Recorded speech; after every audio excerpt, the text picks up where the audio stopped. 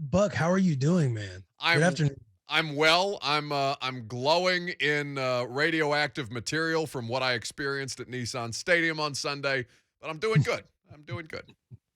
Yeah, Sunday was a long one. So let's walk the audience through this from your perspective because the Bussin tailgate looks like a rousing success. My girlfriend went to her first Titans game only after attending the Bussin with the Boys tailgate. What you think? She showed up hammered, so I'm not sure what she thought, but I'm glad that a good time was had by all. I went down to say hi to her at halftime, and she reeked of vodka and lemonade. So God knows what went on at Acme prior to the game. But so then the game begins, and the game goes the way that it does, and the Titans struggle mightily, and Chandler Jones is now the NFC's Defensive Player of the Week. And the bus is now a talking point in week 1 of the NFL season because your co-host had a bit of a time out there. What has your experience been like dealing with that? Because you've been active in fighting off the trolls on the internet. Yeah, I had to take my talents. I had to look out for my family in the best interest of the victory lattes, and I had to move it to the Raiders for a week. Um, but yeah, it was tough, man. Listen, and as far as the bus and stuff goes, you have a good brand when it gets used for likes, retweets. It's such an easy play, and it's like it sucks at the same time, but also our brand is what it is, and everybody wants to use it because when they see that the boy gives up a sack or he plays bad, that's such an immediate go-to because he does both things. No, it's fair, and I know that you went ahead and used the line anyway. It's okay. I don't want public credit, but I'm going to take it for myself anyway. Talking about the bottom feeders who came after you. Yeah. Yes. So yeah, day of the game, like, dude, it's highly emotional. Listen, at the end of the day, boys, the boys lost. The standings say 0-1. We lost in a bad fashion. It looked bad. Everybody can twist and be like, here's all the glaring spots. You can go and do Buck Reising's polls that he does every day where he's like, oh, what do we got to do? What are we going to do to get better? But at the end of the day, the boys are 0-1. And, if you look back in history, they would start off 2-4 before they played the Chiefs before a bye week. Everybody was ready to quit then. Everybody was giving up them. Everybody was packing up their bags. I thought they were dead. I thought they were so exactly. dead. Everyone was figuring out, what's New Year's plans? What are we doing after the season's over? This, that, the other. The boys going to tear, go 9-7, go to the AFC Championship. It's one game. And yeah, there's a lot of stuff to fix it, but I've been in the locker room. I know it's going to be nothing but accountability and optimism going into week 2 and trying to find a way to fix it. We talked to Mike Vrabel earlier today. He gave a press conference, and we'll talk about that here in just a second. But Andy has called in. He wants to talk about Taylor Lewan, and why don't we do that since Will Compton's on the show? What's up, Andy? What's going on, Buck? You're the best sports tweeter on the web. I wanted to thank Mrs. Lewan for coming on to defend him. It's absurd. Take the heat. When you got the guy who talks so much mess, he shows up to sign his contract, dressed like Boss Hog, talks a lot of grief, and it's enjoyable. At the end of the day, not trusting the knee, not believing in this. I'm sure you can believe and trust in the check that shows up. Let's perform. Let's quit talking about, and by the way, that Chiefs game, that was when Patrick Mahomes came back a game too early from an injury, so let's not put too much good on it. Good luck with that bus, Chief. Andy with some heat. He doesn't get to stay on the phone. Well, no, Lucas drops them pretty quickly because he gets scared. I didn't drop him. You dropped him. I didn't do that. Then he hung up. He was scared. Again, this is nothing other than somebody tweeting me. This is nothing other than somebody going in my Twitter mentions, continuing to be a bottom feeder and saying something easy. Like, he's not. Yeah, no. Listen, this is the problem because I'm gonna articulate this from both sides, okay? Because that's what I do. I talk for a living. I articulate. Let's look at this from all angles, okay? Taylor Lewan and the Titans collectively, all right? Wasn't just Taylor. Taylor's just the most noticeable because Taylor's one of the biggest personalities. Taylor carries himself the way that he does, and that does not translate well when you play a bad game because all of the heat is going to come for you whether you have a podcast or not. All well and good. On the other side, in that same clip that everybody is highlighting, it's not just Taylor. It's the entirety of the offensive line. It's getting walked back into Ryan Tannehill's face. Taylor is among the easiest targets on the field. Everybody listening to this understands that they didn't play well. Will has just articulated this from the players' side. You are going to flush this down the drain. You're going to move on to the game plan against Seattle, and you're going to try and take what Kyler Murray did to you and try to make sure that Russell Wilson can't do it to you. That's basically the entire summary of what the last 4 days of Twitter interaction and phone calls and DMs and God knows what other poisonous stuff that's been infiltrating all of our timelines over the last 72 hours. Did I do that well? You did. Hey, you did. You did a very good job of that. All right, thank And, you. you know, it's all the same, like press conference answers and everything else. Like at the end of the day, the boys have a new week. Everyone gets to wake up. The mantra, like every day you come to work, you're going to come in the facility. It's going to be all about controlling your attitude and your effort when you come to work. Accountability. The boys are going to have optimism. They're going to have accountability. If not, you're going to dwell. When you dwell, you can't look at the big picture because you want to be stuck in your own photo, making excuses and everything else. So at the end of the day, the boys got to be accountable. They got to have optimism. They got to bring that BD this week at practice, and they got to bounce back. It's a get back on track week, dude. Noted Raider Will Compton with us here on 104.5 The Zone. Bussin' with the boys. Podcast out. Subscribe, rate, and review. Jeffrey Simmons is this week's guest. Now, it's important to note that Jeff was taped before this game, so there will not be post-game reaction with Jeff Simmons. For those of you who are going and seeking accountability, at least current event accountability on the podcast, that is not available to you just yet, but I'm sure it will be discussed at a later date. So with Russell Wilson, have you played Russell Wilson in your career, either with Washington or I don't think Tennessee played him while you were here. Yeah, I did at Washington. Listen, I don't want to give myself credit. I don't want to brag too much, but I have an interception out there on Russell Wilson. Oh, Lucas, quickly, rack him. Love to see it. Will Compton, noted interceptor of Russell Wilson passes, here with us to dissect his game with great importance.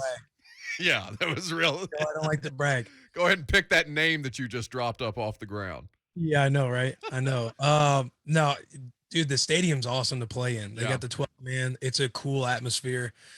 Seattle, I mean, the whole NFC, what is it? The NFC West? Undefeated this weekend. Everybody's undefeated, yeah. So it'll be fun to watch, man. Russell Wilson is a stud.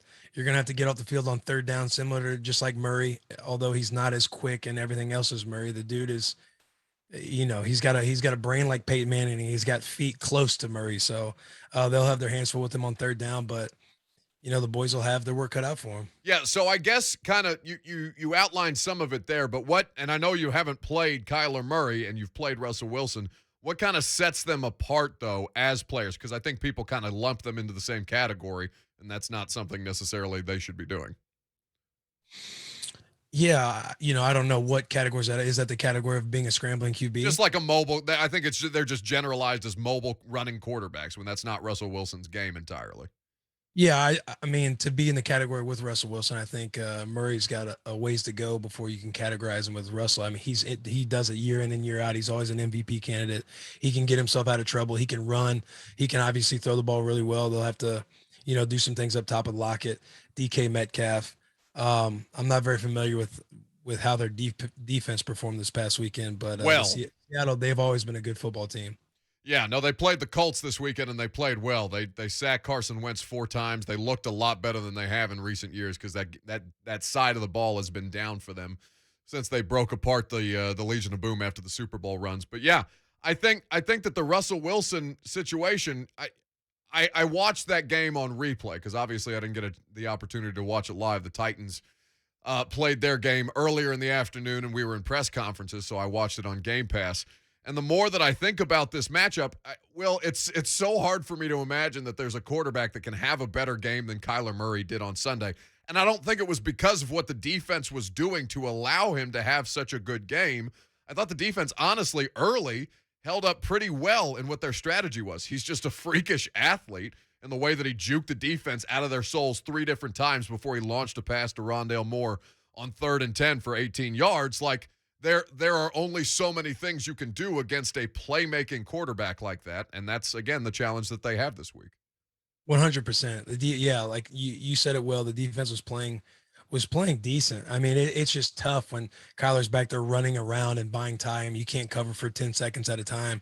And then, also it's all complimentary football. Like the one time they got in a bad situation because they recovered the ball at the goal line and they almost had a phenomenal goal line stand, but Kyler Murray makes a play with his feet, throws it up to D Hop there in the end zone, and D Hop's one of the best in the league.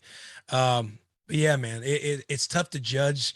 It's tough to give too much an opinion on the defense right now, just because of what Kyler Murray was doing and how much time he was buying and the plays that they were making on third down and making the play last longer. All right, let's talk about the podcast that you did with Big Jeff this week, because he's a fascination for Titans fans. He's somebody who there are sky-high expectations for, and he's one of the most honest people that we get the opportunity to talk to. He's been a guest on this show.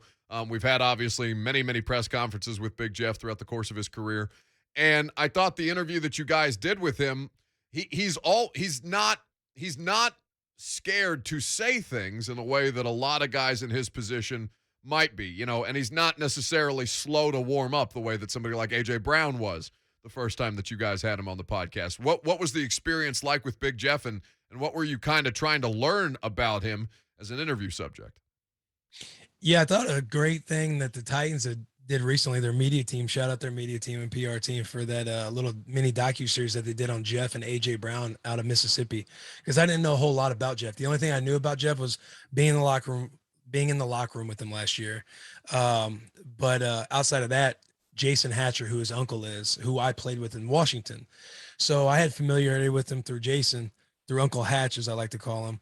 But other than that, I didn't know a whole lot about like Mississippi State, his upbringing and stuff like that. And I thought they did a lot of good things of painting the picture for us of who Jeff Simmons is on that mini docuseries, because the way he is in the locker room, we got to jab at him for his sensitivity at times, how his family said he was like a crybaby growing up. So we got to just have a lot of fun with him there. And then everybody in our locker room, any locker room you're at, the boys are always joking on each other about stuff, whether it's photos, old photos. You gotta keep stuff close to the vest, and you can't let too much get out there because the boys will drag you in the locker room. And so when you had the photo, Jeff's known for dragging guys in the locker room. So when you have the photo of him as a young buck with that suit on, that the blonde hair on the top, his head looked like a kettlebell. Like he just has fun, man. He didn't take stuff too seriously. We've had a rapport with him throughout the last year. He bothered us. He was on us heavy about getting him a Spooktober shirt last year. And he's always badgered me about getting on the bus. So he finally got his shot. And he didn't shy away from the lights. Am I keeping pace with him as far as YouTube? Well, I guess we won't know until the YouTube episode comes out. The night of Bussin' with the boys. So far with Raj, I'm sure I just knew you were looking. I know you're looking. I know you're kind of measuring it up because you want to have some respect. I can respect that. Listen, it's like people tweeting you that you're washed, and then you do a one-handed pull-up and you say, absolutely not washed. People have been sleeping on you since day one. People have been sleeping on us, William. We cannot tolerate this disrespect.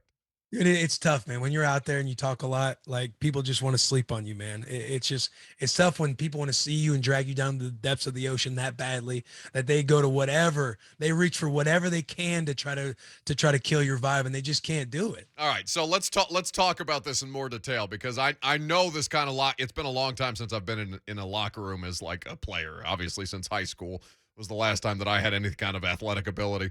But I know the kind of, everybody can relate to the kind of vibe that you're talking about, where your buddies in the locker room absolutely drag you. And I'm not sure what Blas just said to make you laugh, but I'm going to find Blas I think we're all just kind of thinking about the softball game. So yeah, no, the softball game was not a great display of athletic ability. Much easier to do when you're on the defensive line and you don't have to do anything that's more athletic than running into somebody in front of you. Anyway, with the locker room dynamic, what's the worst burn that somebody got you on that you felt like that you had to like talk yourself down from? Like, who got you too good one time and it stuck with you after the fact? Because I know this exists. It's happened to all of us, where it goes just a hair too far and you feel it for maybe a day after, a couple hours after, and it doesn't necessarily feel as congenial as most of your locker room talk would. Yeah, I think to get to the point, like growing up with the teeth that I had and getting badgered for my voice and everything like that growing up, like you got to go through some vulnerable, sensitive times as a young buck to like get to where you're like, okay, everything's just not that serious. But I would say being in the NFL, probably the one time where I sat on the plane, it was just like, damn, I'm down bad right now. The kid's down bad. Was definitely when you think you have a good fit going on the plane. There was one time yes. walking on the plane, everybody's like, "Oh, that man come. He just went to Joseph A. Bank and asked for what was on the mannequin." And everyone's just trashing me to the back of the plane. And I remember like, kind of laughing and stuff. And I sit down like, damn, I really thought I did look good too. So that's probably a time that I always remember. That happened to me on Sunday. I thought I had a nice outfit picked out, and then somebody tweeted me, said I look like a revival tent preacher, and I couldn't unsee it. I'm telling you, hey, fact. that's why I'll just go. That's why I'll do some reaches with the fits that I do have, because I know they can be fun and stuff like that. I'm just like, hey, you kind of just not have to care, because if you do care, you're gonna get your feelings hurt at some point. This reminds me of a text exchange that we had earlier in the week about feelings, but one that we will not rehash here.